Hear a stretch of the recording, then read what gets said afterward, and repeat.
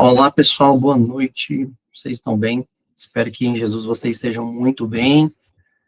Hoje nós estamos aqui para a nossa terceira aula e nós vamos hoje começar a falar sobre os dons espirituais. As duas últimas aulas foram aulas mais introdutórias e hoje nós vamos começar a falar sobre os dons espirituais, mais especificamente sobre os dons operacionais. Se você não sabe o que é isso, eu te convido a assistir a aula anterior para que você possa entender a classificação dos dons, embora eu vá passar aqui hoje de forma bem rápida, mas eu te aconselho a assistir a aula anterior para você entender a diferença entre os dons que a Bíblia traz. Antes de tudo, vamos orar, a gente sempre começa orando, então que Deus possa abençoar a vida de cada um de vocês e que nós possamos crescer em conhecimento da palavra de Deus. Vamos orar. Jesus, nós te amamos, Senhor, obrigado por este dia, obrigado por este tempo, obrigado pelo que o Senhor tem feito na nossa vida, obrigado pela tua misericórdia.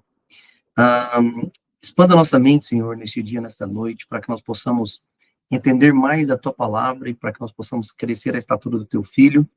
Em nome de Jesus, assim, eu te peço e te agradeço, em nome de Jesus. Amém. Bom, vamos lá, eu vou compartilhar aqui o material com vocês. Cadê?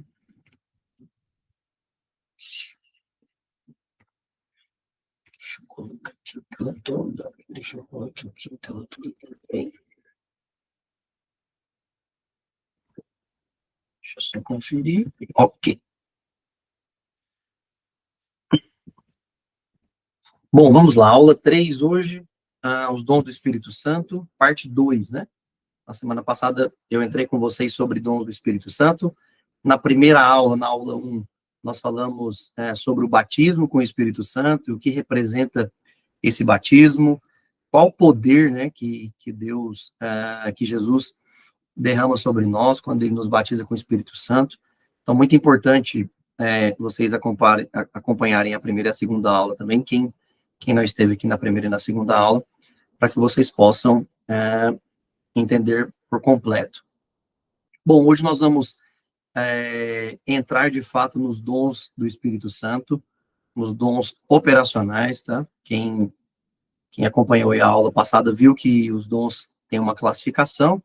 Eu vou passar aqui de forma rápida, hoje novamente aqui, só para a gente contextualizar, e nós vamos entrar a fundo aí nos dons de 1 Coríntios, que são os dons operacionais, tá? Bom, a aula passada eu já havia passado isso aqui com vocês, mas só um repasso muito rápido, né? Quando a gente vai estudar sobre dons, ou sobre qualquer outro tema, é muito importante nós sabermos o significado da palavra no seu original.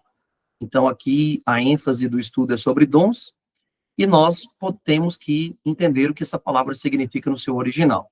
1 Coríntios, capítulo 12, versículo 1, Paulo diz: não quero, irmãos, que ignoreis os dons espirituais. Então, é um conselho de Paulo para que a igreja não venha ignorar esses dons. E a palavra dons, no seu original no grego, é aqui, chaploia, né?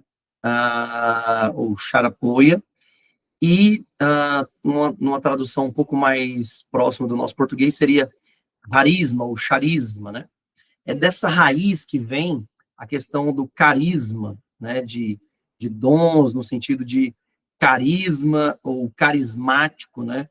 Aquela pessoa que é carismática, e também tem uma raiz dentro da Igreja Católica Apostólica Romana, né? Que são os católicos carismáticos, né? Então, essa palavra vem dessa raiz, tá? E essa palavra significa dádiva divina, concessão espiritual ou uma faculdade milagrosa, representa um presente, tá? Por isso que aqui eu coloquei umas caixinhas de presentes, que é justamente esse presente que significa, não é o tempo presente, né? Passado, futuro, presente, não. É o presente no sentido de ganhar um presente ou dar um presente a alguém.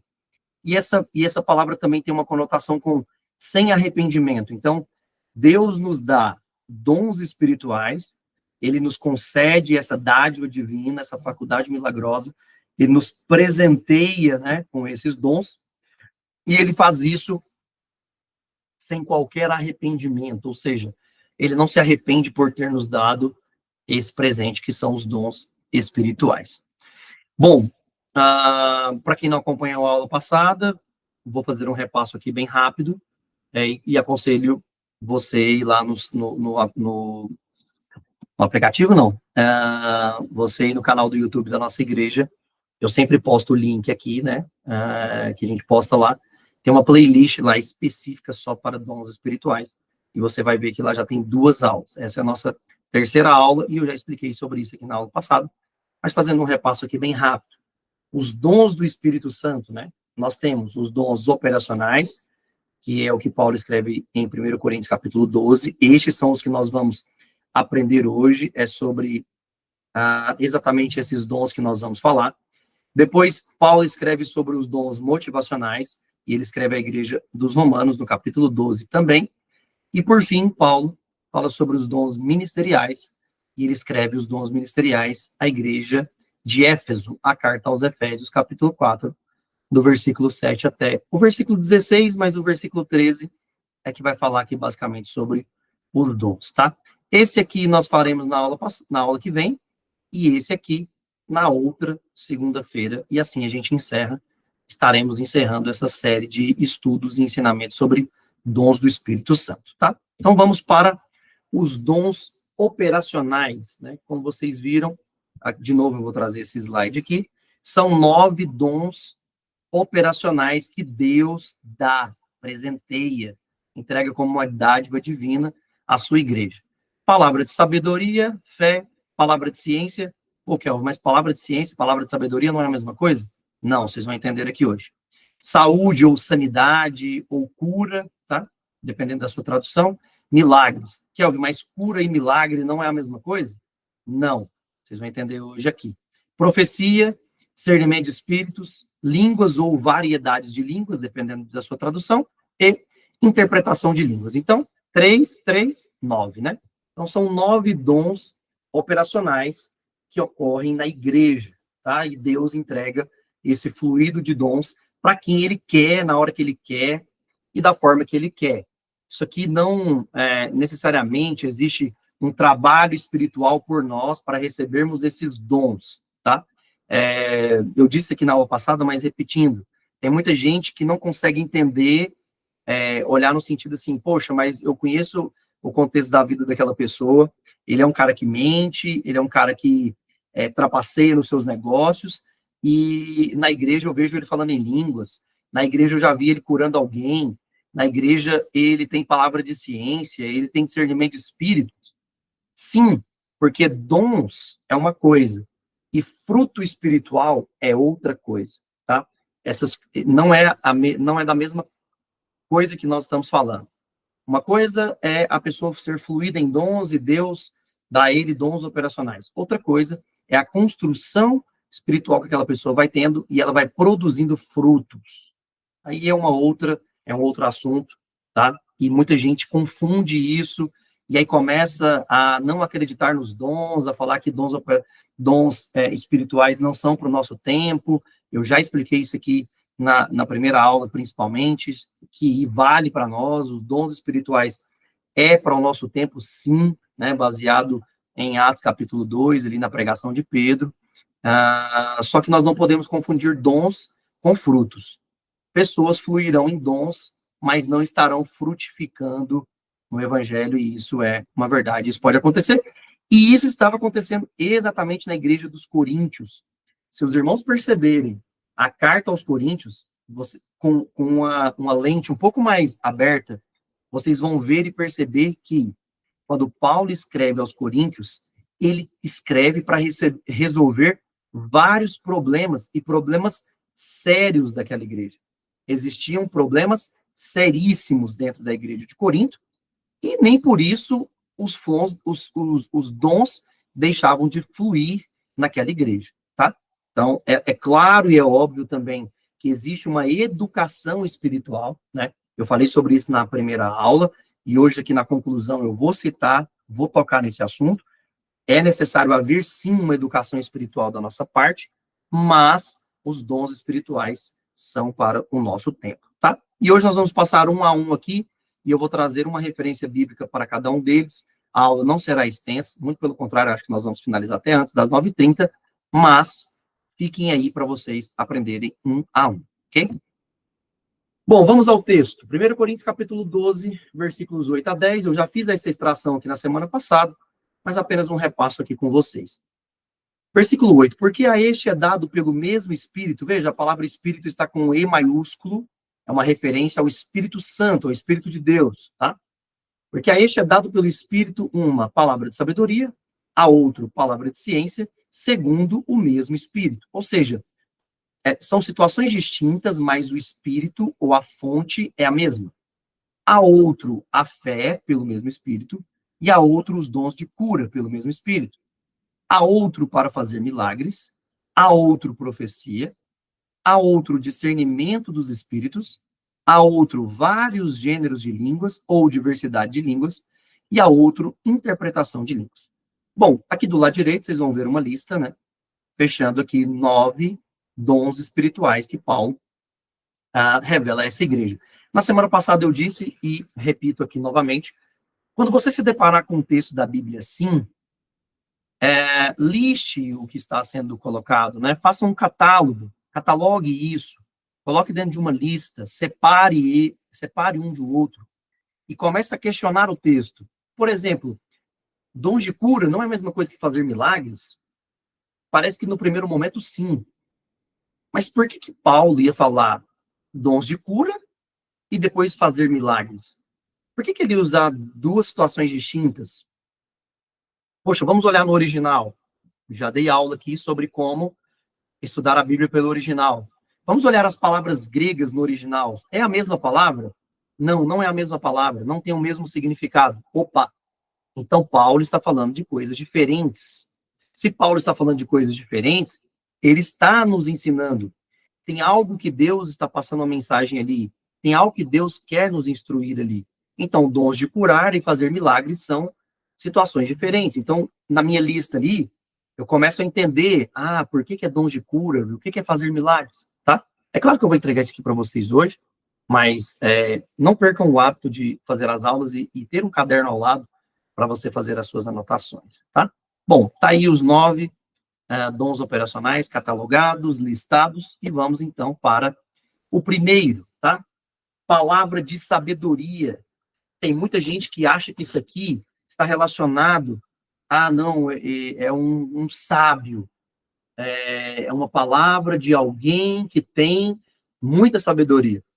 Eu vou usar um texto aqui de alguém que foi a pessoa mais sábia, nascido de homem e mulher, né? Foi Salomão, todo mundo já deve saber, mas não necessariamente isso aqui tem que vir de alguém com muita sabedoria. Veja, os dons operacionais, eles vêm e vão, eu expliquei isso aqui na aula passada. Então, Deus dá naquele momento para uma pessoa, pode ser uma sábia, pode ser uma pessoa muito sábia, pode não ser. Pode ser uma pessoa muito rica, pode ser uma pessoa muito pobre. Pode ser uma pessoa muito humilde, pode ser uma pessoa muito abastada. Pode ser um homem, pode ser uma mulher, pode ser uma criança, pode ser uma jumenta. Deus usou uma jumenta para levar uma palavra para um profeta, não para um profeta, para um profeta, né? Era considerado um profeta. Então, assim, o que significa palavra de sabedoria dentro dos dons? Esse dom nos permitirá instruir o irmão a saber o que fazer em uma determinada circunstância ou problema. É a solução de Deus para uma determinada situação. Muito provavelmente, pessoas que lideram igrejas, ou até nas nossas igrejas, estão me ouvindo aqui, ou irão me ouvir em algum momento, e são despejado nessas pessoas problemas, né? Irmão, pastor, líder, discipulador, como que eu resolvo essa situação? Como que eu sigo? Eu vou por aqui, eu vou por ali, como que eu resolvo esse problema? Pessoas que exercem uma certa liderança dentro das igrejas são despejadas com isso quase que todos os dias. E é por isso que nós temos que procurar os dons. Paulo fala sobre isso, exatamente que é a igreja dos Coríntios, procurai o melhor dos dons, procurai ter os dons. Paulo fala sobre isso. E a palavra de sabedoria é algo que, não só a liderança, mas principalmente, nós precisamos buscar em Deus.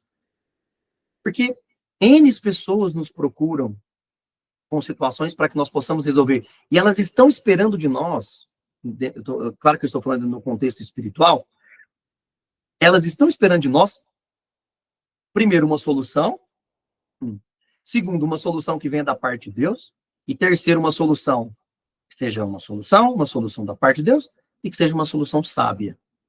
Então, nós precisamos pedir ao Senhor para que nós tenhamos o dom espiritual da palavra de sabedoria.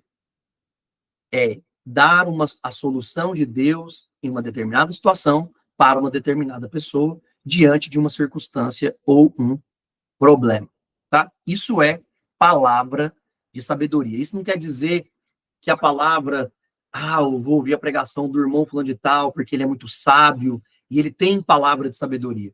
Nossa, eu quero ouvir o melhor pregador, o melhor pastor do Brasil, porque ele é muito sábio e ele tem o dom da palavra de sabedoria. Isso não tem nada a ver com isso. Dons espirituais, ou palavra de sabedoria dentro do contexto de dons espirituais, está relacionado ao que está escrito aqui, tá? A pessoa muito sábia ensinando a Bíblia está dentro dos dons ministeriais. É outra categoria, é outra classificação. Nem está dentro dos dons operacionais, está dentro dos dons ministeriais e vocês vão saber qual é ele quando nós chegarmos lá, tá? Então, um exemplo da Bíblia, tá? É um texto longo, mas eu queria ler com vocês.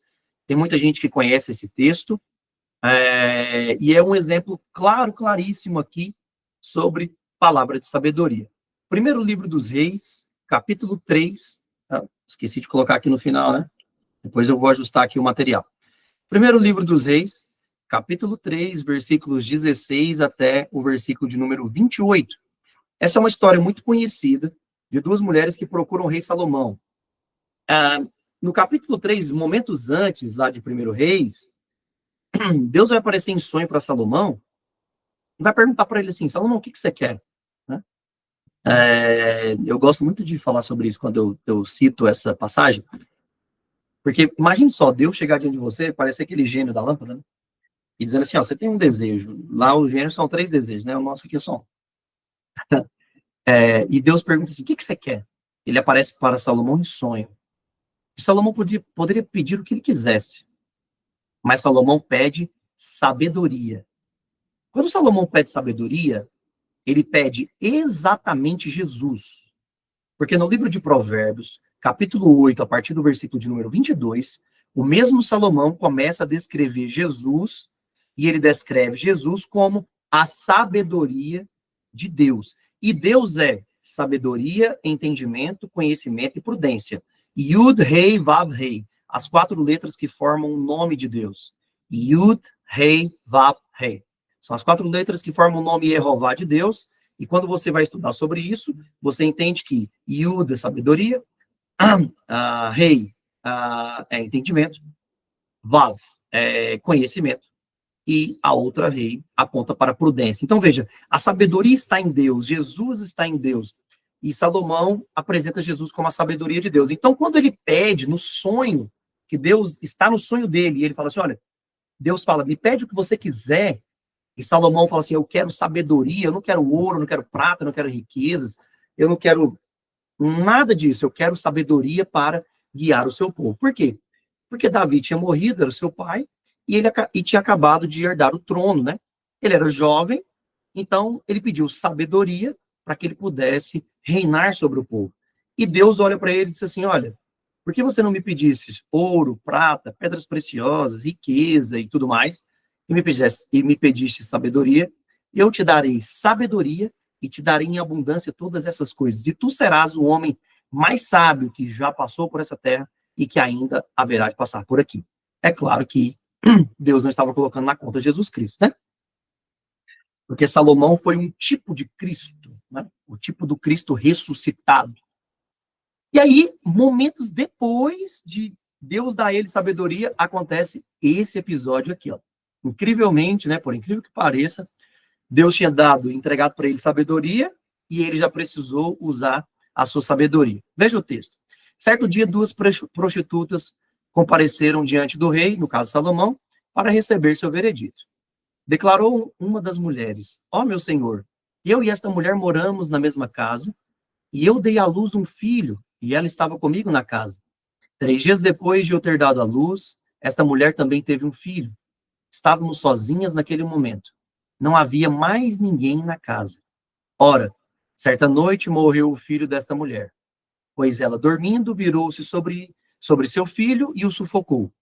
Então, ela então se levantou durante a noite, retirou meu filho do meu lado, enquanto tua serva dormia, colocou-o ao seu lado e pôs o filho dela morto ao meu lado. Levantei-me para amamentar meu filho e encontrei-o morto. Mas, de manhã, eu o examinei e constatei que não era o meu filho que eu tinha dado à luz. Então a outra mulher contradisse: não é verdade. Meu filho é o que está vivo e o teu é o que está morto. E a outra protestava, inconformada: é mentira. Teu filho é o que está morto e meu filho é este que vive. E assim elas se desentendiam diante do rei. Então o rei sentenciou. Uma mulher exclama: meu filho é o que está vivo e o teu é o que está morto. A outra mulher afirma: mentira, teu filho é o que está morto e o meu filho é o que vive. Ora, trazei-me agora mesmo uma espada, ordenou o rei, e trouxeram-lhe imediatamente uma espada afiada. Ele prontamente determinou: cortai este menino vivo em 2 partes, e dai metade a uma mulher e metade a outra. No mesmo instante, a mulher de quem era o filho vivo suplicou ao rei, porquanto suas entranhas se comoveram profundamente em defesa da vida do filho, e clamou: ó meu senhor, que lhe seja dado o menino vivo, não o matem, por misericórdia. Contudo, a outra dizia: que ele não seja meu, nem desta mulher tampouco. Cortai-o ao meio. Então o rei ordenou silêncio e deu seu veredito: não mateis esta criança. Dai à primeira mulher a criança viva, porque ela é a mãe verdadeira. E todo Israel ouviu dizer do sábio veredito do rei e passou a respeitá-lo de todo o coração, pois constatou que a sabedoria divina operava em sua pessoa para julgar e fazer justiça. Veja, aqui é um exemplo claríssimo sobre o que eu acabei de ler, a solução de Deus para uma determinada situação ou uma determinada circunstância, um problema. Diante de Salomão existia um problema muito complexo, porque, veja, o texto diz que ninguém estava com as mulheres, ninguém viu nada, só estavam as duas, e começa uma a dizer: o filho é meu, não, o filho é meu, o filho morto é seu, não, o filho morto é seu. E aí Salomão, parece que de forma bem tranquila, né? Ele resolve a situação com uma palavra de sabedoria, tá? Aqui veio de um homem muito sábio, mas não necessariamente sempre virá de alguém muito sábio. E a saída de Salomão, que Salomão deu foi o seguinte: vamos cortar esse menino aqui no meio, dar um pedaço para uma, um pedaço para outra, né?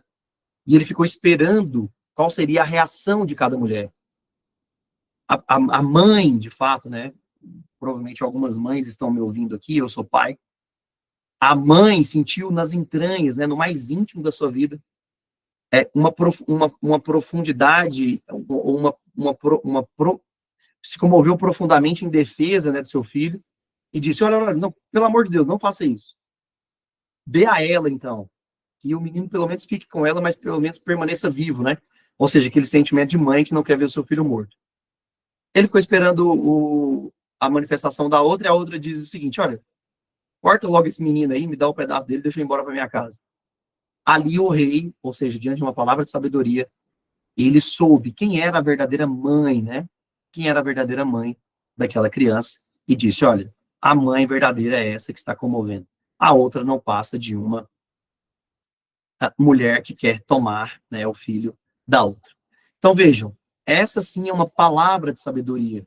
Diante de um problema, diante de uma situação, trouxe uma solução de Deus, tá? Então esse é o nosso primeiro exemplo, palavra de sabedoria, nosso primeiro dom espiritual.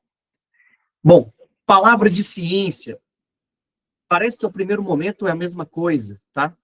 Ou palavra de conhecimento, algumas bíblias, a palavra traduzida ali é palavra de conhecimento, tá? Veja o que é esse dom. Esse dom é uma revelação de situações ou eventos passados presentes ou futuros, fora de nosso conhecimento natural. Ou seja, ninguém nos conta ou compartilha conosco como que ocorre com a palavra de sabedoria quando alguém compartilha a situação conosco. Veja, a grande diferença.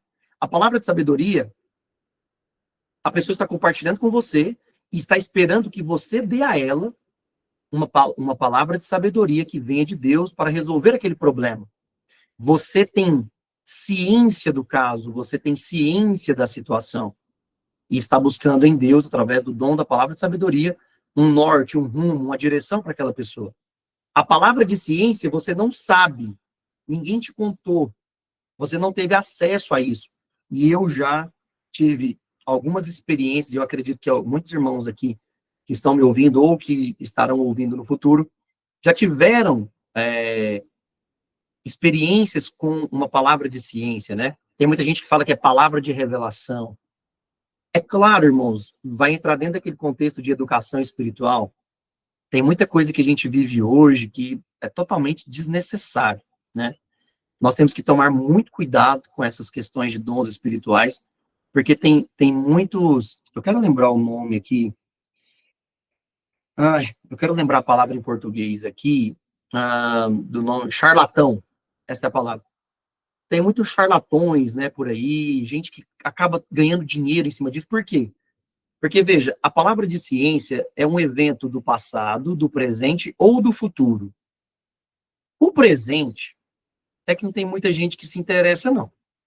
O passado, quem sabe, né? Tem muita gente que fala assim, o que aconteceu com meu pai, com a minha mãe, que não sei o quê. E tem muita gente que ganha dinheiro em cima do passado das pessoas.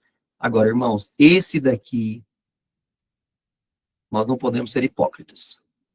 99,9% da humanidade quer saber o que vai acontecer no futuro. Eu vou ficar rico? Eu vou ficar pobre? Eu vou casar? Eu vou morrer? O que vai acontecer com a minha vida? E aí é que se dá todas as questões que nós temos hoje acerca disso. Nós não podemos fugir do princípio de que Deus derramou o poder sobre a sua igreja, e dentro deste poder existe a palavra de ciência, que é um dom espiritual que Deus dá. Isso é certo, isso é verdadeiro. Mas tem muitas pessoas que usam dessas artimanhas para enganar pessoas, para ganhar dinheiro em cima de outras pessoas. Principalmente relacionado às questões do futuro. Deixa eu ler sua mão, Deus está falando aqui para mim que você vai ganhar isso, você vai ser aquilo, aquela porta que você estava esperando, Deus vai abrir aquela porta, né? Então, a gente tem que tomar muito cuidado com isso. Eu não estou ensinando vocês a serem céticos. Kelvin, o que é cético? A pessoa que não crê. Que não acredita, que não crê. Muito pelo contrário, eu estou ensinando que nós temos que crer sim. Porém, nós temos que ter um pouquinho de maturidade para que nós possamos avaliar aquilo que está sendo dito, verificar, né, aquilo que está sendo falado para nós, porque tem muitas pessoas que querem fazer fama em cima disso, que querem ganhar dinheiro em cima dessas coisas, e nós temos que tomar muito cuidado com isso. Mas existe, de fato, um dom dado por Deus através do Espírito Santo, que é chamado palavra de ciência. E essa palavra de ciência significa o quê? Eu não conheço o contexto da sua vida, eu nem te conheço, mas Deus me deu uma palavra para eu falar para você. Isso não é profecia, tá, irmãos? Tem muita gente que confunde com profecia. Isso não é profecia. Quando alguém chega diante de você e fala assim, olha, eu não conheço você, mas Deus está me dizendo aqui que você tem que resolver isso na sua vida, que você tem que fazer isso, isso e isso, né? Isso é o quê? Isso é uma palavra de ciência. Profecia é outra coisa. Nós vamos estudar profecia aqui ainda hoje, mas profecia é outra coisa, tá? Então, a grande diferença entre palavra de ciência e palavra de sabedoria é que na palavra de sabedoria nós temos acesso às informações. Palavra de ciência nós não temos acesso, tá? É um dom, é algo que Deus dá. E é isso, não tem mais o que dizer em relação a isso. Bom, um texto bíblico que exemplifica perfeitamente isso. Um texto muito conhecido, Atos capítulo 5, a história de Ananias e Safira, né, sua esposa, Quando eles vendem uma terra, né, uma herança que eles tinham, e eles retêm uma parte do valor que seria um dízimo, uma oferta, e eles não entregam o total, e Deus dá a Pedro uma palavra de ciência. Vamos acompanhar o texto. Mas um certo homem chamado Ananias, com Safira, sua mulher, vendeu uma herança. Mas ele reteve parte para si. Veja, ele reteve parte para ele. Imagina o contexto de um casal. Ó, vamos lá, vamos vender esse negócio, vender por R$ 1 milhão, e eu teria que devolver. Vamos pensar no contexto do dízimo. Eu teria que devolver um dízimo aqui de R$ 100 mil para a igreja ou para os apóstolos, mas eu vou reter 50 e eu vou devolver só 50. Ok? Safira, ela disse ok, beleza. Combinou os dois e seguiu a vida. Sua mulher também sabia, veja, era de ciência da sua mulher. E trazendo apenas uma parte, colocou-a aos pés dos apóstolos. A igreja, nesse primeiro momento aqui, tinha muito esse costume, essa doutrina, né, de depositar o dinheiro aos pés dos apóstolos. Isso também é uma linguagem um pouco figurada, de entregar no sentido de para o sacerdote ou pessoa espiritual, né, aquela questão. E Pedro disse, veja, eles entregaram para todo, na verdade ele, né, porque Safira não estava no momento, ele entregou diante de todos os apóstolos, aos pés dos apóstolos. Mas só Pedro se levanta. Veja o que Pedro disse. E Pedro disse, Ananias, por que Satanás encheu seu coração para que você mentisse ao Espírito Santo e subtraísse o preço da herança? Aqui entre colchetes em roxo é um comentário meu, tá? Isso aqui não está na Bíblia. Como Pedro sabia? Pois ninguém havia contado para ele. Veja, era uma coisa do casal, era uma situação entre Ananias e Safira. Pedro não estava lá, Pedro não sabia, Pedro não tinha a informação de que eles tinham guardado parte do valor. Então, como que Pedro sabia? Através da palavra de ciência, tá? Deus fez com que ele conhecesse e ele deu esta palavra de ciência para Ananias e Safira. Segurando-a, ou seja, segurando a parte, né, do dinheiro, ela não ficou com você, vendido, não estava em sua posse, ou seja, como que você quer entregar uma coisa para Deus, na casa de Deus, sendo que ele ainda está na sua posse? A gente só entrega aquilo que não está mais na nossa posse. Por que você colocou isso em seu coração? Você não mentiu para os homens, mas mentiu para Deus. Quando Ananias ouviu estas palavras, caiu e morreu, e um grande medo tomou conta de todos os que ouviram. Se vocês continuarem lendo, vocês vão perceber que Safira, logo depois que eles tiram o corpo de Ananias, Safira entra no templo, né, no lugar ali onde eles estavam reunidos, e ela morre também na sequência, porque ela também tinha feito a mesma coisa que o seu marido, ou seja, os dois morreram por essa situação. Eu não estou querendo amedrontar ninguém aqui, eu não estou querendo passar medo em ninguém aqui, eu só estou trazendo este texto como um exemplo de palavra de ciência, tá? Então está aí para vocês o exemplo do ponto 2, ou o dom, os dons espirituais, dentro dos dons operacionais, o segundo dom, palavra de ciência. Fé. O dom da fé, que é o terceiro, é a capacidade sobrenatural de crer em Deus. Veja, a capacidade sobrenatural de crer em Deus, em uma necessidade especial. Aqui nós não estamos falando da fé da salvação, tá? Nós estamos falando na fé, no exercimento da fé, dentro de uma situação sobrenatural, de uma necessidade especial. Ou seja, uma fé, primeiro, sem dúvida, sem incredulidade ou com base em raciocínio humano. Então, é aquele tipo de dom espiritual que você tem e depois você olha e fala assim, nossa, como que eu tive fé para isso, né? Como que aconteceu essa questão? Isso vem através de dons operacionais. Ele vem e ele vai, né? Tem muita gente que olha e fala assim, nossa, no início da minha vida cristã eu tinha tanta fé, mas tanta fé e tal. E isso parece que passou, né? Não é que parece que passou, é porque ele é um dom operacional. Ele vem e ele vai, né? Então, não estou falando da fé, aquela fé firme, fundamento de Deus que está lá em Hebreus, tá? É da fé na capacidade sobrenatural. É sobre essa fé que Paulo está falando dentro dos dons operacionais. Um texto para exemplificar isso, é um famoso e conhecido episódio que alguns amigos ajudam, né? Um outro amigo paralítico. Jesus entrou novamente em Cafarnaum depois de alguns dias e soube-se que ele estava em casa. E imediatamente muitos se reuniram, de modo que já não cabiam nem mesmo à porta. E pregou-lhes a palavra. Então alguns vieram até ele trazendo um paralítico, que foi carregado por 4 amigos. E, como não podiam aproximar-se dele por causa da multidão, descobriram, ou seja, abriram o telhado, né, de onde ele estava, ou seja, Jesus estava, e fazendo uma abertura, baixaram a cama sobre a qual o paralítico jazia, ou que o paralítico estava. Quando Jesus viu a fé deles, aí é exatamente a palavra grega aqui, ou seja, uma capacidade sobrenatural de crer em Deus em uma necessidade espiritual. Jesus olhou aqui e falou assim, cara, isso tem que ser fé, tem que ser uma capacidade sobrenatural que esses caras tiveram, né? Subir em cima do telhado de uma casa, tirar o telhado, descer o amigo ali. Eles tinham uma fé muito grande, algo sobrenatural, que Jesus iria fazer algo em prol da vida daquele rapaz, né? Daquele moço, daquele amigo deles, né? Então, quando Jesus viu a fé deles, ou seja, era uma fé até visível, né? Quase que tangível, quase que você conseguia pegar.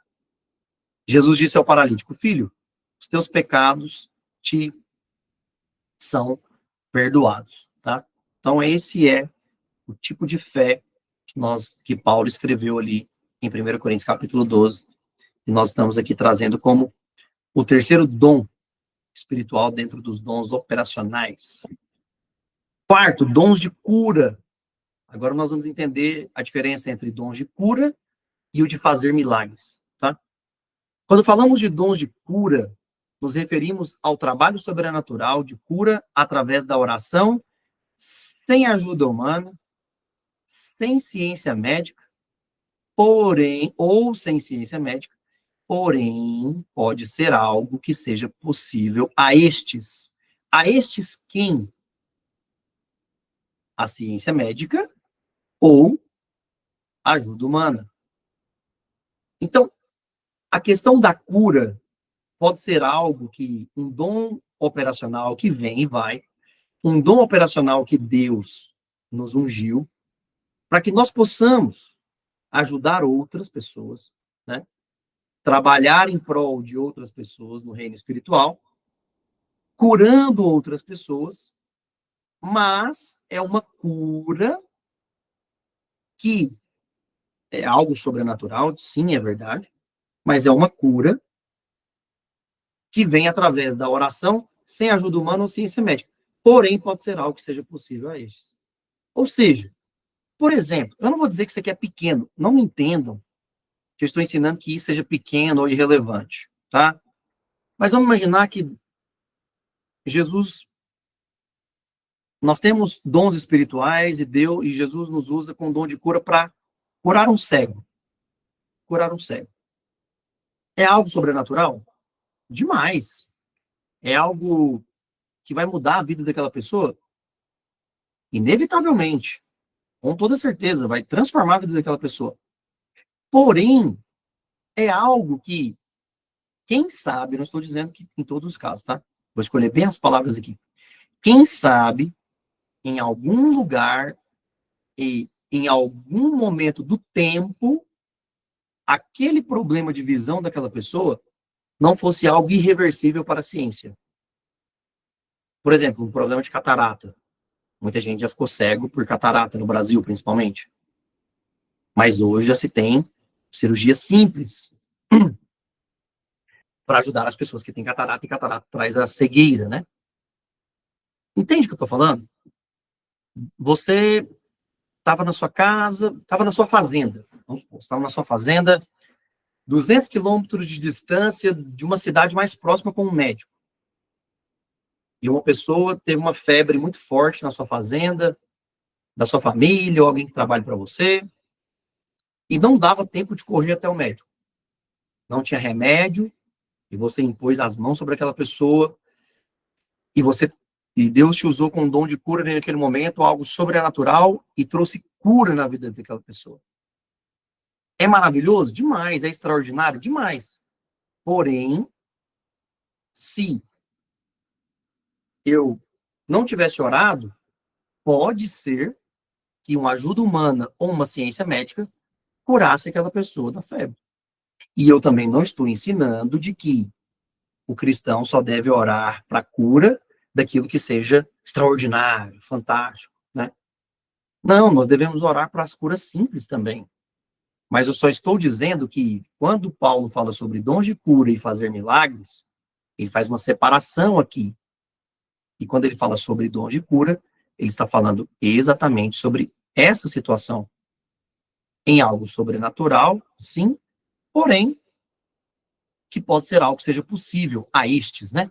Ou seja, ajuda humana ou ciência médica, tá? Espero que tenha ficado claro para vocês.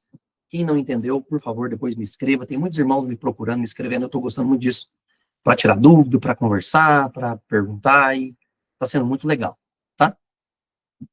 Bom, um exemplo disso, né?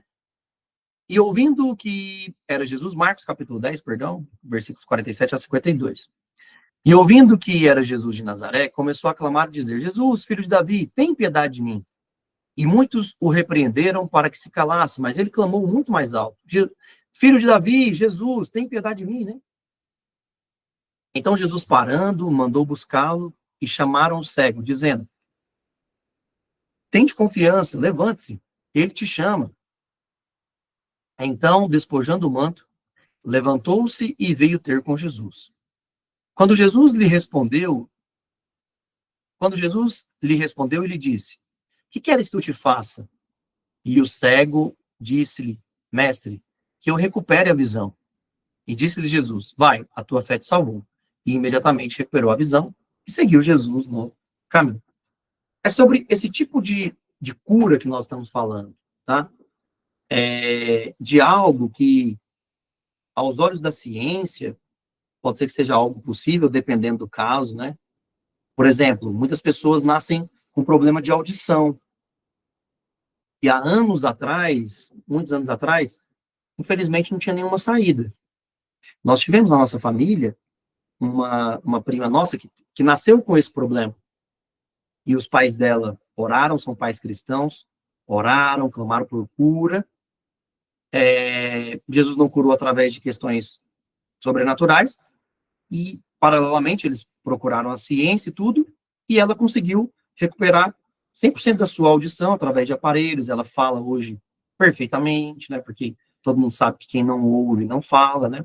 Desenvolve a fala através da audição. Jesus poderia curar? Sim, claramente poderia.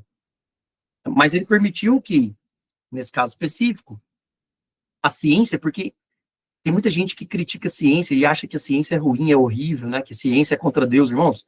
A ciência foi criada por Deus. Quando você vai entender a terceira letra do nome de Deus, aquelas letras que eu disse, Yud, Rei, Vav, Rei, você vai entender que conhecimento está ligado à ciência. Ciência está em Deus. Ciência é conhecimento. Nós só temos conhecimento porque Deus nos fez e por aí vai. Então, existe o lado bom da ciência, né? Existe o lado bom da ciência. Então, eles procuraram a ciência e a ciência conseguiu resolver o problema. De novo, eu não estou dizendo que nós temos que depositar a nossa confiança na ciência. Eu só estou dizendo que dons de cura são situações que, em alguns casos, pode ser que a intervenção humana e a ciência pode resolver. Tá? Uma febre, por exemplo, né? Coisas simples, às vezes. Tá? Então, é disso que nós estamos falando aqui, ok? Bom, e o fazer milagres, né? O quinto, operar milagres, fazer milagres, dependendo aí da sua tradução. Muito provavelmente vocês já devem saber, né? O dom de realizar milagres é uma obra ou ação sobrenatural contrária às leis da natureza e ao curso da humanidade, ou seja, não é possível, humanamente falando, é impossível, não há como haver uma intervenção humana nessas situações, né? Por esse motivo, está acima do dom de cura. Então, veja, o dom de cura são situações onde a ciência ainda pode operar, a intervenção humana ainda pode operar e acontecer algumas coisas. Agora, quando Paulo fala de fazer milagres, operar milagres, é uma situação que está muito além disso, tá? É contrário à lei da natureza. Vou dar um exemplo aqui que não está no próximo slide. Quando Jesus está no barco com os discípulos e a tempestade, aquela coisa toda, e Jesus olha e fala assim: acalme-se o mar, acalme-se a tempestade. Aquilo ali é um milagre. Aquilo ali é uma operação milagrosa. Está contra a lei da natureza, está contra o curso da humanidade. O ser humano não tem condições de olhar. Ah, irmão, se eu pudesse olhar para o sol, eu não sei qual região você está. Tem alguns irmãos que nos seguem da África, né? E pegam aula com a gente. Não sei se você está na África, mas conhecendo o continente africano como eu conheço de televisão, não de que eu tenha ido, deve estar mais ou menos igual a gente aqui. Mas se eu tivesse o poder, irmãos, de olhar para o sol e falar assim: sol, diminui só um pouquinho, que o calor está de rebentar aqui, né? Quem mora em Goiânia, ou pelo menos na nossa região centro-oeste aqui, sabe do que eu estou falando. O sol está escaldante aqui, irmão. Se eu pudesse olhar e falar: sol, diminui só um pouquinho, né? Ah, irmão, se tivesse ao curso do homem, né? Se fosse palpável para a humanidade, você pode ter certeza que eu faria isso. Mas veja, quando Jesus olha e diz assim: olha, acalme-se o mar, acalme-se a tempestade, aquilo ali é um milagre. Não tem como. Quando ele olha para Pedro e diz assim: vem, ande sobre as águas. E Pedro andou sobre as águas, a Bíblia diz que ele deu passos sobre as águas, aquilo ali é milagre. Não tem um ser humano que consiga andar sobre as águas. Tem uns aí no YouTube, mas é tudo mentira, charlatão. Aquilo ali é um milagre, tá contrário à lei da natureza. É impossível isso diante da física, né? Vamos dizer assim. Então, veja, isso é um milagre, isso é um operar milagre, tá? Por isso que ele está acima ali do dom de cura. Veja, um exemplo aqui, ó, claríssimo, essa é uma situação que muita gente conhece também, né? Atos capítulo 20, versículos 9 e 10. Certo jovem chamado Eutico, que estava sentado numa das janelas, adormeceu profundamente durante o longo sermão de Paulo, né? Paulo estava demorando, irmãos, na pregação, e veio um som. E aí o menino estava sentado na janela, né? Dormiu. Vencido pelo sono, caiu do terceiro andar. Irmãos, cair do terceiro andar é muito difícil escapar, né? Quando tentaram erguê-lo, já estava morto. Contudo, descendo Paulo, debruçou-se sobre o rapaz e o abraçou, declarando: não vos alarmeis, pois sua alma vive. Em seguida, subindo novamente, partiu o pão e comeu. Depois continuou a pregar até o alvorecer. Olha que coisa interessante. Antes de a gente chegar lá na questão do vivo, né? Paulo estava pregando um sermão longo, fez até o coitado do menino dormir na janela. O menino cai, morre. Paulo desce, né? Parece que as coisas são bem calmas, né? Veja o texto. Paulo desce e diz: ó, calma, não cria alarme, não. Paulo vai lá, abraça o menino, né? Debruça sobre ele, ou seja, está estirado lá no chão, pá, caiu lá, né? Estirou no chão. Paulo debruça sobre o menino, abraça ele, né? Fala para ele: ó, bora, rapaz, levanta. E fala pro povo: ó, não alarma, não, o menino tá vivo.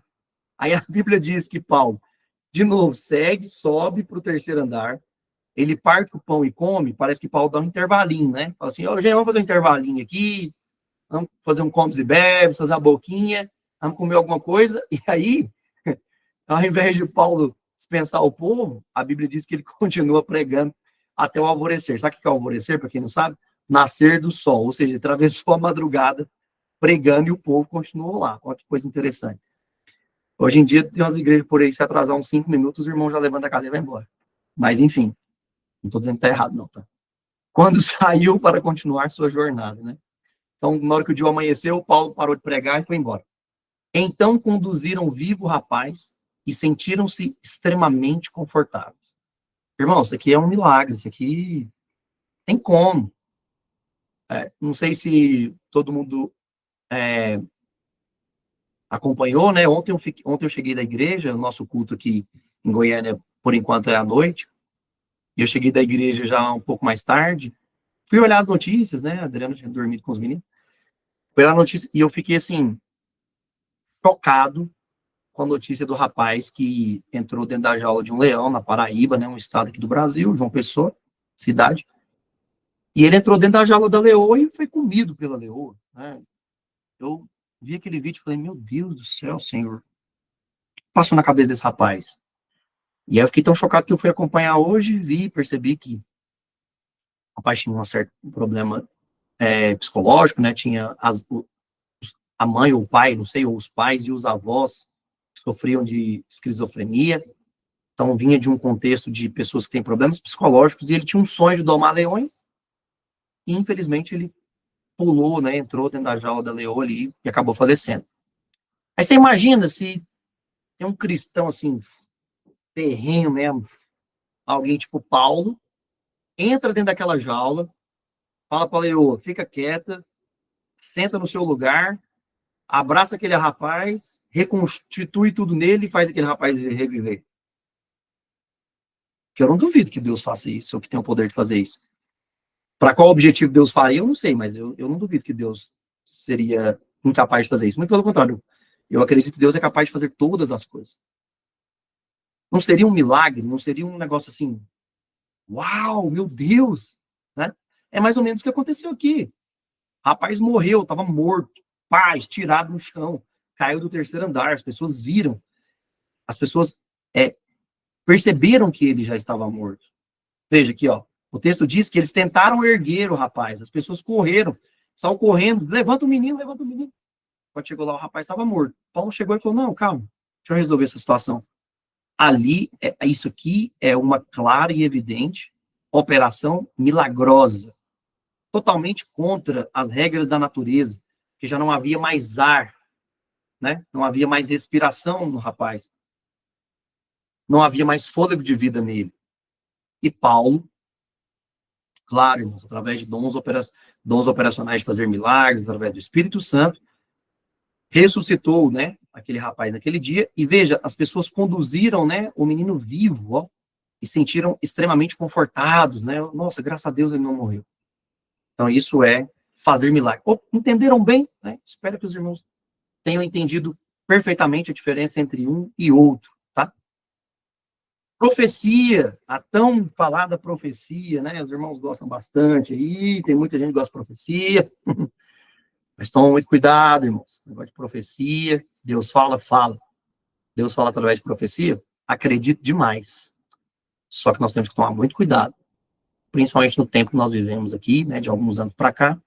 Existem muitas pessoas que acham que Deus profetiza em 3 horas de culto, Deus profetiza todo minuto, Deus fala todo culto, Deus fala toda hora, Deus profetiza, Deus usa o profeta, e eu tenho que ir lá para o profeta orar por mim, ele tem que pôr a mão na minha cabeça, que eu tenho certeza que Deus vai falar comigo. Irmãos, isso aí está mais para uma questão de feitiçaria do que dom espiritual. E eu falo isso aqui tranquilamente. Porque se você for analisar, biblicamente falando, Deus é um Deus que fala? Com certeza. Deus é um Deus que fala com a sua igreja através de profecia? Acredito plenamente. Mas Deus não é um Deus que fala muito. Os irmãos podem perceber. Na Bíblia, biblicamente, Deus não fala. Sabe por quê? Está escrito, salvo engano, no livro do profeta Jeremias, que a palavra que sai da boca dele, ele é fiel para cumprir. Então, tudo que Deus fala, se cumpre. Como que eu vou descobrir que uma profecia é de Deus, vem da parte de Deus? Leia Deuteronômio, capítulo de número 32, salvo engano, eu vou colocar essa referência no nosso grupo de discipulado, depois dessa aula. Quando o ministério profético foi estabelecido, quando Deus diz para Moisés, olha, a partir de agora haverá um profeta entre vós, e eu falarei através do profeta, e o profeta falará as minhas palavras. É claro e evidente, porque só quem não raciocina um pouco, né, não iria fazer essa pergunta para Deus. Moisés vira para Deus e fala o seguinte, Senhor, vamos lá, se a partir de agora vai ter um profeta, se a partir de agora vai ter alguém falando, como é que nós vamos saber se essa profecia vem de ti ou se essa profecia não vem do Senhor? Porque nós não podemos acreditar em todas as coisas. Veja, o próprio povo de Israel ali, o próprio Moisés ali estava falando isso. Senhor, não dá para acreditar em todo mundo, não dá para saber. Como é que nós vamos saber quando é o Senhor e quando não é o Senhor? Deus diz para ele, olha, Aquilo que sair da boca do profeta e se cumprir, essa palavra veio da minha parte. Aquilo que não se cumprir, descarta que não veio da minha parte. Eu vou colocar essa referência aqui no nosso grupo para os irmãos serem ainda mais munidos desse tipo de conhecimento. Então, veja, a profecia existe, irmão, demais da conta. Mas veja, é uma expressão sobrenatural que é inspirada pelo Espírito Santo na língua ou idioma nativo. Eu vou fazer um, um corte aqui. Irmãos, não existe profecia em uma língua que você não conheça. Isso é outra coisa. Eu expliquei isso aqui, salvo engano, na primeira aula ou na segunda. Não existe profecia em uma língua que você não conheça. Do que vai adiantar? Nós estamos no Brasil, falamos em português. Raciocina comigo. Do que vai adiantar Deus levantar alguém em profecia dentro da igreja e essa pessoa começar a falar em japonês? Se não tem ninguém lá que fale japonês, se não tem nenhum japonês, e se não tem ninguém com outro dom, que ele está um pouco mais à frente, com outro dom espiritual que seja o de interpretação de línguas. E a pessoa começa a falar em japonês. Amém. Serviu de quê? Serviu de nada. Porque a profecia, ela vem para edificação coletiva. Isso é muito claro, já ensinei isso aqui na primeira aula, 1 Coríntios capítulo 14, que é exatamente a referência que eu deixei aqui embaixo. A profecia é diferente do falar em línguas. Não que não tenha profecias em línguas. Existem profecias em línguas desde que ela seja interpretada pela própria pessoa que está falando ou um terceiro que Deus levanta que tem um outro dom espiritual que é justamente o de interpretação de línguas. Aí sim, alguém está falando em línguas e alguém está interpretando. E eu já vi isso acontecendo e eu já presenciei isso uma vez só na minha vida. Assim, ao vivo, tá? Alguém falando em línguas e Deus usando alguém para interpretar. Aí sim é uma profecia que vem da parte de Deus. Por quê? Porque profecia, de novo, é para edificação mútua, edificação coletiva. Isso é muito claro na Bíblia, tá?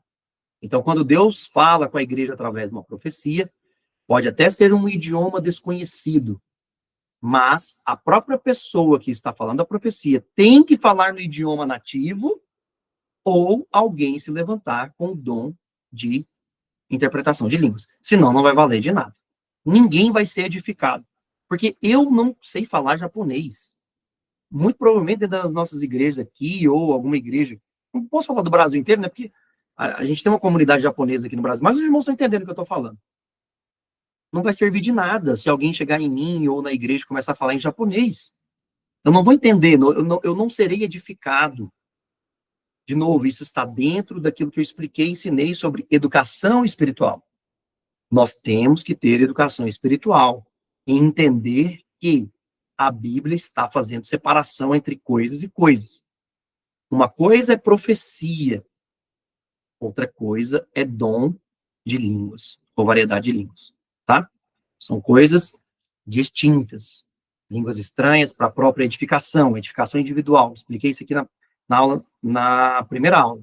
Aula 1. Profecia, edificação no coletivo, tá? Então, obrigatoriamente, vou repetir, profecia tem que ser em uma língua e um idioma nativo. As pessoas precisam entender o recado de Deus. As pessoas precisam entender o que Deus está falando com a igreja. E se não for no idioma que ela saiba, como que ela vai entender? É impossível. Ela não vai conseguir. Depois, passando adiante. E destina-se para, veja, a profecia cumpre 3 propósitos. Apenas 3. Edificação, encorajamento e conforto. Profecia não é para dar direção. Ah, Deus falou comigo ontem em profecia e ele disse para eu ir para a Espanha pregar o evangelho. A profecia não dá direção. A profecia encoraja, é diferente. Pode ser que Deus falou com você em profecia para te encorajar, mas em algum momento ele já deve ter usado alguém com esse dom aqui, ó, palavra de ciência ou palavra de sabedoria. Ó, Deus quer que você vá de fato. Deus tem um propósito com você em tal lugar. Você está me relatando aqui, Deus está me dando uma palavra de sabedoria para você. Ou você não me relatou palavra de ciência, mas Deus está me mostrando que você tem tal e tal lugar. E aí depois vem uma profecia, tá? Que é outro dom, totalmente diferente, e te encoraja para aquilo. Então veja, a profecia ela cumpre só 3 propósitos. Ela vem para edificação, ou seja, edificar o coletivo, edificar todo mundo, encorajar a igreja, encorajar o indivíduo, né? Ou trazer conforto. Isso está em 1 Coríntios capítulo 14, versículo 3. Pode conferir lá, nós já lemos essa referência aqui em algum momento, mas você pode ler lá para você conferir, tá? Um versículo da Bíblia que mostra para nós o dom de profecia. Eu poderia usar vários, mas eu quero usar esse aqui, tá? Atos capítulo 21, versículos 10 e 11. E enquanto lá permanecemos alguns dias, um profeta, veja, um profeta, chamado Ágabo, desceu da Judéia, que, vindo nos ver, pegou o cinto de Paulo, veja, pegou o cinto de Paulo, e amarrando-lhe as mãos e os pés, disse: Eis o que diz o Espírito Santo. Assim prenderão os judeus em Jerusalém o homem cuja cinta é esta cinta, e o entregarão. Veja, o verbo está no futuro. Entregarão. Palavra profética. Uma palavra profética também é sempre algo do futuro, tá? Ou algo para você organizar, tá? Veja, edificar, encorajar ou confortar. Aqui, esse profeta está dizendo que Paulo, o dono desse cinto, iria ser preso, tá, pelos judeus em Jerusalém, e ele seria entregue nas mãos dos gentios. Poxa, mas onde é que está? Uma dessas 3. Edificação não é. Encorajamento ou conforto? Eu fico com esses 2. Essa profecia de Paulo. Encorajamento pelo fato de Deus encorajar Paulo para continuar fazendo aquilo que ele foi chamado para fazer, tá? E conforto para que quando a coisa acontecesse, ele já sabia. Então ele já olhava e falava assim, poxa, ok, Deus já tinha me confortado com uma profecia através do profeta Ágabo, que isso iria acontecer comigo. Então, tá tudo certo. Eu já estou conformado com isso. Eu já estou confortado. Conformado não, perdão.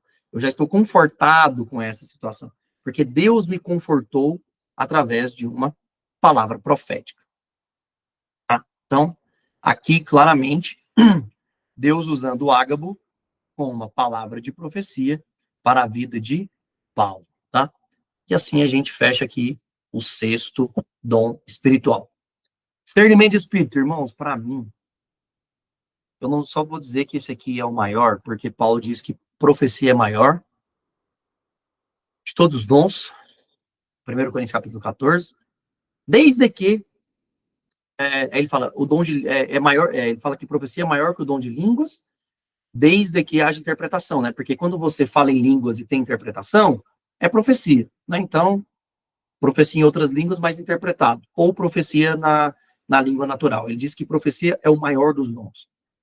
Ele coloca ele como maior.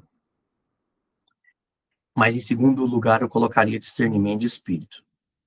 Esse é um dom que eu acho que todo cristão deveria buscar. Todo cristão deveria buscar. Vamos entender um pouquinho sobre ele. Esse dom de discernimento dos espíritos nos dá compreensão sobrenatural no domínio dos espíritos, revelando qual é a origem do espírito que opera em uma pessoa. Esse dom opera inteiramente, de maneira sobrenatural, e as coisas que ele revela são do mundo espiritual real ao nosso redor.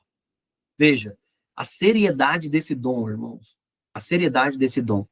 Discernir se aquilo é de Deus ou não é. Se aquela situação daquela pessoa está vindo da parte de Deus ou não. Se aquilo que aquela pessoa está falando está vindo da parte de Deus ou não. Tudo isso está dentro do dom espiritual de discernimento de espíritos. Porque uma pessoa pode estar falando algo verdadeiro, e os irmãos vão ver isso no texto que eu usei, está no próximo slide. Aquela pessoa pode estar falando algo verdadeiro, algo que é de Deus, porém o espírito que está habitando nela não é um espírito vindo da parte de Deus. Quer ver um exemplo? Veja esse exemplo, ó. Atos 16, versículos 16 a 18. Aconteceu que, enquanto íamos orar, Paulo está falando aqui, tá? Aqui, Paulo vai começar a inaugurar a igreja dos Filipenses, tá? Aconteceu que, enquanto íamos orar, uma moça veio ao nosso encontro que tinha um espírito. Veja, a palavra espírito aqui, ó, está com E minúsculo. Então, não é uma referência ao Espírito Santo. E essa moça tinha um espírito de adivinhação, que dava grande proveito aos seus senhores, adivinhando. Aqui, ó, o que a Bíblia diz, é porque essa tradução aqui é um pouquinho mais antiga, mas o que a Bíblia está dizendo aqui é que ela dava dinheiro, ela era uma moeda, uma moeda não, ela era uma fonte de riqueza para os seus senhores. Como ela tinha esse espírito de adivinhação, ela cobrava para adivinhar a vida das pessoas, as pessoas pagavam e elas deixavam seus senhores ricos, tá? Com essas adivinhações. Esta, ou seja, a mulher, seguindo a Paulo e a nós, né? Lucas se coloca aqui no texto, né?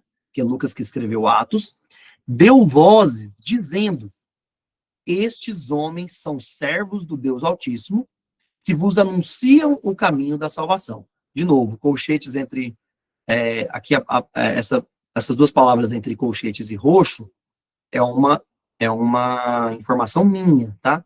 Isso aqui não está na Bíblia. Repare nesta afirmação: estes homens são servos do Deus Altíssimo, que nos anunciam o caminho da salvação. Isso é uma mentira ou uma verdade que essa mulher está dizendo? Ela era uma mulher onde tinha um espírito de adivinhação dentro dela, e ela olha para Paulo e todos daquela comitiva e diz exatamente essa afirmação. Agora, isso era uma mentira ou isso era uma verdade? Isso era uma verdade verdadeira. Os homens eram servos do Deus Altíssimo e eles estavam anunciando o caminho da salvação. O que sai da boca dela é uma verdade. Mas a fonte que está liberando esta palavra não é uma fonte que vem da parte de Deus. Os irmãos vão perceber no versículo 18. E assim fez por muitos dias. Ou seja, essa mulher ficava repetindo isso muitas vezes. Mas, desagradando a Paulo, Paulo voltou-se a ela e disse ao Espírito, veja, Paulo não direcionou a palavra à mulher. Paulo não disse para ela. Paulo disse para o Espírito que estava dentro dela. Por quê? Porque Paulo tinha o dom do discernimento de espíritos. Ele sabia que aquela mulher ali era apenas um vaso que estava sendo utilizado por um espírito. Era apenas um corpo onde tinha um espírito imundo de adivinhação ali dentro. E esse espírito imundo, enganador, estava tentando enganar as pessoas através de uma afirmação verdadeira. E Paulo, desagradando, entendendo, tendo discernimento de espírito, ele vira para o espírito e diz: eu te ordeno, em nome de Jesus Cristo, que você saia dela. E ele saiu naquela mesma hora. Então, veja, esse é um texto que mostra claramente o dom espiritual de discernimento de espírito. Irmãos, não só porque, ou não só pelo fato de uma boca, de uma pessoa estar falando uma coisa que seja verdade, não quer dizer que a fonte que está dizendo aquilo é uma fonte confiável ou verdadeira. Para nós entendermos se vem de uma fonte confiável ou verdadeira, nós temos que buscar em Deus o dom do discernimento de espírito. Por isso que eu disse, ali agora há pouco, que para mim, esse é um dos maiores dons espirituais que a igreja precisa ter. O de profecia, ok, porque a profecia edifica a todos. Então é algo coletivo, por isso que ele é maior do que todos. Mas esse eu coloco em segundo escalão. Nós precisamos, principalmente nesse tempo que nós vivemos hoje, buscar em Deus o dom do discernimento de espírito. Eu estou ouvindo aquilo, mas aquilo, Senhor, vem da sua parte. Esse espírito é o seu espírito. Não é, me faça entender, Senhor. Esse é o tipo de oração que nós temos que ter, para que nós possamos caminhar a nossa caminhada de acordo com aquilo que Deus quer, da forma e de tudo que os irmãos possam colocar aí, tá? Oitavo, vários gêneros de línguas, né? É uma declaração sobrenatural por meio do Espírito Santo em línguas nunca aprendidas por quem fala. Ou seja, tem muita gente que faz aula de idiomas, né? Eu falo fluentemente espanhol e falo inglês de forma intermediária. Então, e falo português fluentemente porque nós somos brasileiros e falamos português. Então, veja, basicamente 3 idiomas, vamos colocar assim, 3 idiomas. Mas um é o meu idioma natural e 2 eu aprendi. Então, não é isso que o apóstolo Paulo está falando, quando ele diz vários gêneros de línguas, tá? Não é sobre eu ser o poliglota e falar 5 idiomas, inglês, espanhol, português, francês, italiano, japonês. Não é disso que ele está falando. Ele está falando de línguas que nunca foram aprendidas.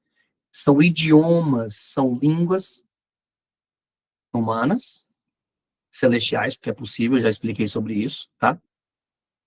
Idiomas que não têm compreensão, a pessoa que está me ouvindo falar em línguas, nesse gênero de línguas, ela não está entendendo, mas não é para ela entender mesmo, porque eu estou falando comigo mesmo e com Deus. É disso que Paulo está falando lá em 1 Coríntios. Estou falando comigo e com Deus em línguas. E enquanto a minha boca fala, eu não tenho raciocínio, ou seja, nem eu mesmo estou entendendo. Mas ele diz que é bom nós orarmos para que Deus nos dê a interpretação da língua que Deus nos deu. Então, o que Deus dá é um idioma, são sílabas, são palavras. E quando isso vem de Deus, você nunca esquece. Veja, o português você aprendeu a falar, você não esquece. É um idioma que você fala. Muita gente fala fluentemente inglês, é um idioma que você fala fluentemente, você não esquece. Essas línguas que Deus te dá também, essas palavras que Deus dá, você nunca esquece, você consegue repeti-las 500 vezes para quem for. Por quê? Porque é um idioma, é uma palavra, é uma língua que Deus está te dando. Então, não são palavras que você nunca mais consegue falar. São palavras que você consegue falar a qualquer tempo, a qualquer momento. É uma oração. Veja lá o texto de Romanos que nós passamos aí na semana passada, texto de Romanos capítulo 8, quando Paulo diz que o Espírito intercede por nós com gemidos inexprimíveis. Veja, coisa que sai da nossa boca que não tem, que tem som, mas que não, a nível de outras pessoas, não tem significado, mas para nós tem. É disso que Paulo está falando. Contém vários tipos, seu funcionamento é uma manifestação sobrenatural, como os outros dons, ou seja, tudo é sobrenatural que nós estamos falando aqui. E é pública. Esse gênero de língua é algo público, tá? Enquanto geralmente as línguas pelo batismo correspondem a um gênero e são para a vida pessoal de oração de cada cristão. Então, veja, existem os gêneros de línguas, várias línguas, que não são aprendidas, e existe uma língua que nós recebemos pelo batismo com o Espírito Santo, e aquela questão pessoal da oração de cada cristão. Aqui também pode ter o gênero de línguas aonde Deus usa na profecia. Eu já vi pastores sendo utilizado em línguas, em outras línguas, pastor que não fala um idioma até conhecido por nós. E Deus levanta uma outra pessoa na igreja para interpretar aquela língua, que não é língua tão diferente. Eu já vi, por exemplo, em igrejas brasileiras, Deus falar com pessoas em inglês. E outra pessoa se levanta e começa a traduzir aquilo para aquelas pessoas. São gêneros de línguas. Aquela pessoa nunca aprendeu a falar inglês, ela deve ter falado só aquele dia, né? Então, são várias coisas, vem do mesmo Espírito, da mesma fonte. Tá? Veja, Atos 10, 45 a 46, para nós entendermos vários gêneros de línguas. E os fiéis da circuncisão que tinham vindo com Pedro ficaram espantados que o dom do Espírito Santo também fosse derramado sobre os gentios, porque os ouviram falar em línguas e engrandecer a Deus. Esse texto aqui é um texto muito conhecido, que é a história de Cornélio, né? Cornélio era um centurião italiano, não era judeu, e Deus através de uma visão, mostrou para Pedro, né, mostrou para outro profeta também falar com Pedro, que Pedro tinha que ir na casa de Cornélio, né, que não era um homem judeu, não era circuncidado, né, e Pedro levou algumas pessoas com ele, né, alguns fiéis da circuncisão, ou seja, homens judeus, pessoas judias, né, homens do judaísmo, né, que se tornaram cristãos, logicamente, mas eram judeus por nascimento. E eles ficaram espantados que, sobre os gentios, Deus derramou o dom de falar em outras línguas, ou seja, gêneros de línguas, ou várias línguas, tá? Bom, e o último, para nós finalizarmos aqui, interpretação de línguas. É a capacidade sobrenatural de interpretar a língua ou idioma nativo, tá? Veja, língua ou idioma nativo, uma mensagem dada em uma língua desconhecida para quem escuta e para quem interpreta. Então, veja, aqui é uma questão sobrenatural. É claro que, se Deus usar um profeta, vamos pegar um idioma que a gente conhece bastante, o inglês, para falar em inglês com a igreja. Alguém que fala inglês pode se levantar perfeitamente lá e começar a traduzir essa profecia para a igreja. Mas não vai ser algo sobrenatural, tá? Por quê? Porque ele aprendeu o inglês. Agora, sobrenatural é quando Deus levanta alguém para falar em línguas e a pessoa que está ouvindo e interpretando, ela não conhece aquele idioma. E eu já presenciei num culto uma situação dessa. Veja, eu vou repetir. O sobrenatural é quando Deus usa alguém para falar em línguas, em profecia em línguas, para a edificação de todos, e para que todos sejam edificados, alguém tem que interpretar, ou aquela própria pessoa tem que dar a interpretação, mas aquela pessoa não está interpretando, e Deus levanta alguém que não conhece aquele idioma, mas naquele momento, por fluir do Espírito, ele começa a traduzir aquilo para a igreja, a interpretar aquilo para a igreja. E isso é o dom de interpretação de línguas, sobrenaturalmente falando, tá?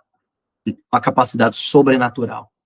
Então, quem fala e quem escuta nunca aprendeu aquele idioma, não conhece aquele idioma, tá? Esse é o sobrenatural. O natural é quando Deus está usando alguém que nunca falou naquele idioma, o inglês, por exemplo, tá? Pessoa é uma pessoa simples, às vezes, não teve nem acesso à escola, vamos dizer assim, né? E Deus começa a falar com ela, a entregar uma mensagem para a igreja através dela em inglês.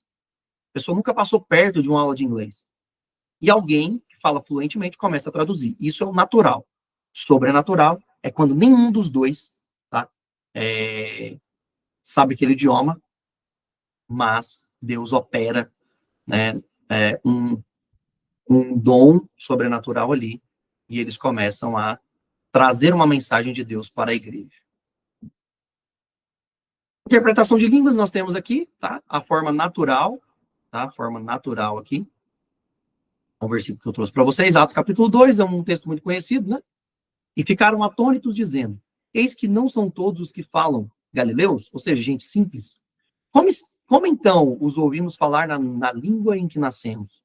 Partas, medos, elamitas, e os que habitam na Mesopotâmia, a Judéia, a Capadócia, o Ponto e a Ásia, a Frígia e a Panfilha, no Egito e nas regiões da África, além de Cirene, e os romanos que aqui residem, tanto judeus quanto prosélitos, cretenses e árabes, nós os ouvimos falar em nossas línguas as maravilhas de Deus. Ou seja, nós os ouvimos falar em nossas línguas, várias línguas, diversidades de línguas.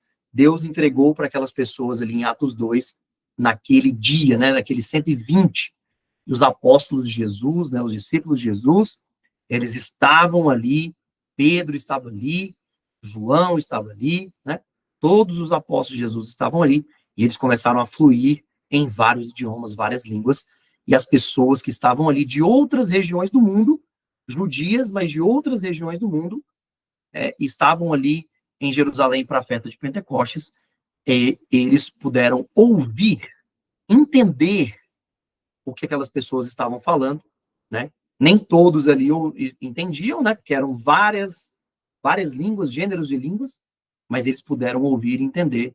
e eles puderam interpretar as línguas que estavam sendo faladas por aquelas pessoas, tá?